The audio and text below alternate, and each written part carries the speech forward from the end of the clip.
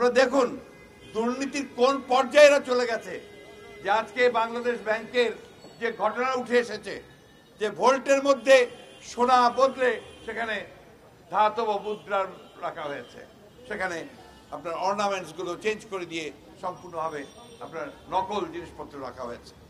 এর আগে এই বাংলাদেশ ব্যাংক থেকে আপনার বহু টাকা হ্যাকিং করে নিয়ে চলে গেল, তার প্রতিবেদনটা পর্যন্ত আজ পর্যন্ত প্রকাশিত হয়নি। কারণ অর্থমন্ত্রী নিজেই বলেছেন যে যারা এর সঙ্গে জড়িত তাদের হাত থেকে অনেক লম্বা।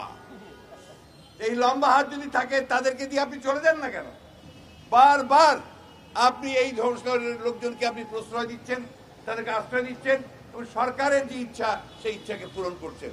বাংলাদেশকে আপনারা অর্থনৈতিক দিক দিয়ে সম্পূর্ণ ফোকলা করে দিয়েছেন। তাদের এই আপনার যেটা ম্যাক্রো ব্যাংক সিস্টেম ইকোনমিক